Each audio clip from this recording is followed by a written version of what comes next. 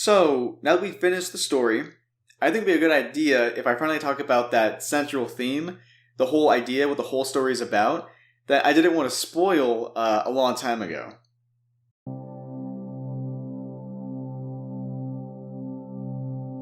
Most of everything that happens in this story is because of loneliness. Why does Sukune stay in a monster school? Why does he continue to risk his life and sanity? Why does he try to make things work with him and Mocha, despite him being a human and her being a vampire? It is because when he went to Yukai Academy, he met Mocha and he made some friends that no longer made him feel lonely. Why does outer Mocha love Sukune? Why does inner Mocha love Sukune? Why does Mocha, both her inner and outer personalities, try to push Sukune away? Because when they met Sukune, they no longer felt lonely, but they were afraid of hurting him. Inner Mocha is actually incredibly lonely the entire time during the series, but she decides that in order to protect the guy she likes, she'll let herself stay lonely so that she doesn't hurt him. And because of this, she allows herself to be put aside, while the outer Mocha gets to spend all of her time with Sukune. Why does Kumaru attack Mocha?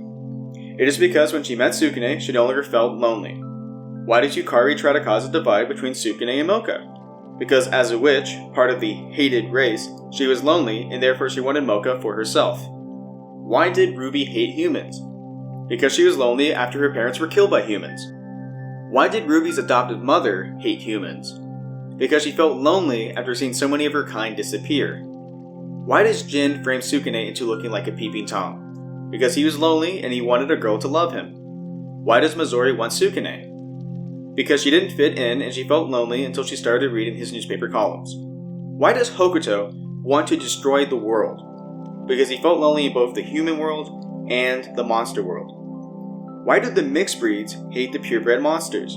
Because they feel discriminated, isolated, and lonely in the monster world. Why does Coco not like the outer Mocha when she meets her? Because she is lonely and she misses her sister, the inner Mocha, and the outer Mocha is just getting in the way.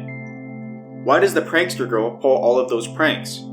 Because she wanted to be with Jin, but those girls were around him all the time and that made her feel lonely. Why does Fonfon want Sukune to join his mafia family? It is because he wants strong warriors, but he also wants a friend because he doesn't have any. He's lonely. Why does Aqua love Mocha so much? It is because when Aqua was younger, she had a sister named Jasmine who looked a lot like Mocha.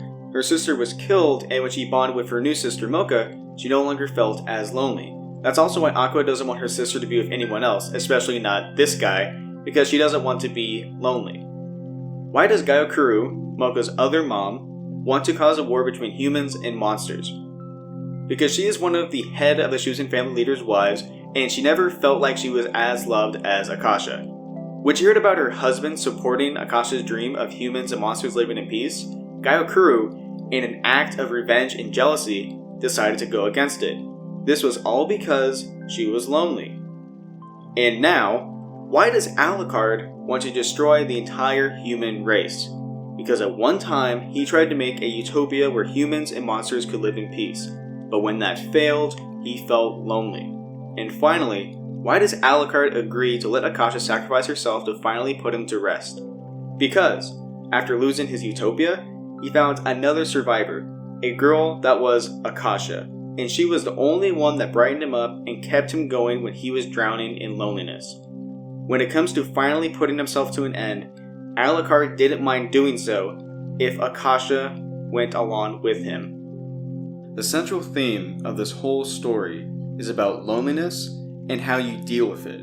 There is a right answer, and then there's a wrong answer. The wrong answer is the answer that many of the characters in this story chose. The wrong answer is to lash out at someone, it's to lash out at a group of people, it's to lash out at yourself, or to even lash out at reality. Lashing out does not stop your loneliness. The right answer, the answer that really what the story is trying to tell you, is to keep trying. Keep trying to make friends. Keep trying to find that one person that will love you. Keep trying to deal with all the problems in your life. It's not going to be easy. It's going to be very hard. It's not easy to find friends and maintain those relationships. It's not easy to find somebody who will love you and maintain that relationship with them. It's not easy to solve every problem in your life. If you keep trying, Many things you're going to fail, but some things are going to work out. And in the case of this story, if you really think about it, Sukune kind of loses. Sukune loses the outward Mocha, that Akasha clone, that person that he loves. Not everything works out for him by the end of the story. And this actually is a lot like how relationships work.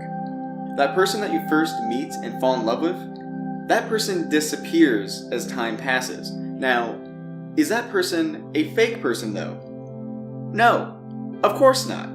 That person that fades away is actually only a tiny window into the entirety of that person that you love. As time passes, that tiny window should widen. Or in the case of this story with inner Mocha and outer Mocha, those souls should combine. What results is that that person that you love, that tiny window, that it doesn't technically, it disappears, but really, it's the entire person now. You no longer have to love part of that person, you can now love the entire person. Rosario Vampire is a wonderful series, and I can't help but wonder how much of it has impacted my life. It's definitely, probably my favorite manga of all time, and I definitely see myself in the future rereading the series over and over again. However, with that being said, there is still one major problem with the series that I have that I can't get over. When I finished rereading the series again for this retrospective, I thought that the ending of the manga was great and that it was the best that it could be. But after a few days passing, I realized that something about the ending still felt hollow. When I really started thinking about it, the ending of the series just leaves a lot of stuff left up in the air. So yeah, Mocha has come to terms with her feelings with Sukune, but most of the other girls, and Guy, okay, I gotta include Fonfon here, but they really haven't, and neither really has Sukune. The last chapter of the series, the after story, still has Sukune shrugging his shoulders and what his relationship's going to be with the girls and Fonfon. Is Sukune only going to be with Mocha, or is he not? What about that Jin and Kurumu love subplot? It really seemed like it was going somewhere. I really thought that Kumaru would stop pursuing the man that doesn't love her as much as she wants to be, and I really thought that Kumaru would have to struggle over her first broken heart, but after that become stronger because of it and pursue a man that actually seems to care about her. She would actually get together with a man who has grown throughout the series as well, a man that has grown into a better person. That man being Jin. But no, that subplot just kind of drops off. In my opinion, based on what I've seen in comments online and reviews, I think that there is a sizable population of fans of the series who desperately want more. So, that then leads me to the next section of this retrospective.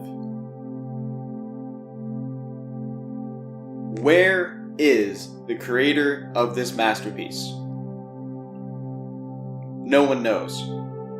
Oh, he just disappeared. Oh no, actually he's just taking a break. Oh no, actually he was working on a one-shot with somebody. No, that was years ago. No, actually he worked on another one-shot. No, that was still a few years ago. But what is he doing now? To the best of my ability, what I have gathered is this. After finishing Rosario Vampire, the creator of the series did a few collaborative works. Besides that, that's all I got. So as far as I know, that's all that we know.